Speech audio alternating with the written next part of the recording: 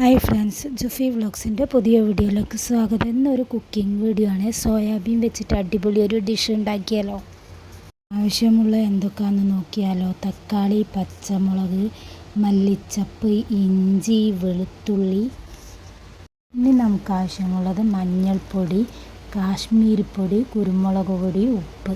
ഇത്തിരി വെളിച്ചെണ്ണ ഒഴിച്ച് കൊടുക്കുന്നുണ്ട്. ഇതിൻ്റെ കൂടെ കുറച്ച് ഗരം മസാലപ്പൊടിയും കൂടെ ഇട്ട് കൊടുക്കുന്നുണ്ട്.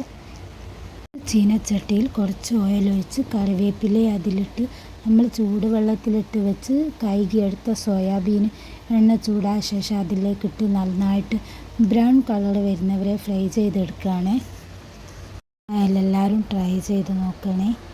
ഇഷ്ടപ്പെട്ടാൽ ലൈക്ക് ചെയ്യണേ. സ്കിപ്പ് ചെയ്യാതെ കണ്ട് സപ്പോർട്ട് ചെയ്യണേ. ബ്രൗൺ കളറായി വരുന്നവരെ നമുക്ക് വെയിറ്റ് ചെയ്യാം കേട്ടോ.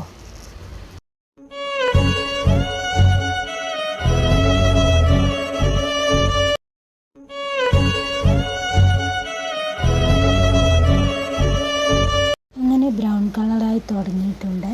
ഒന്നുകൂടി നന്നായി ഇളക്കി ഒന്നുകൂടെ ബ്രൗൺ കളറാകുന്നവരെ നോക്കാം കേട്ടോ.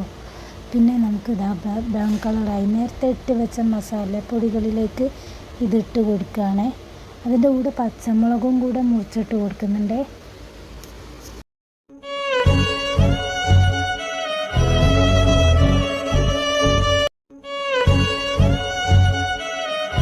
അങ്ങനെ പൊരിച്ചെടുത്ത സോയാബീൻ മസാലപ്പൊടികളിലേക്കിട്ട് നന്നായിട്ടൊന്ന് മിക്സാക്കി എടുക്കുന്നുണ്ട്. മസാല എല്ലായിടത്തിലേക്കും നന്നായിട്ട് ഇളക്കി യോജിപ്പിച്ചെടുത്തിട്ട്. അപ്പോൾ ഇങ്ങനെ ഈ ഡിഷ് ഇഷ്ടമാണെങ്കിൽ എന്തായാലും ഒന്ന് ലൈക്ക് ചെയ്യാൻ മറക്കല്ലേ. കൂടെ കമൻറ്റ് ഇടണേ, ഷെയറും ചെയ്ത് കൊടുക്കണേ.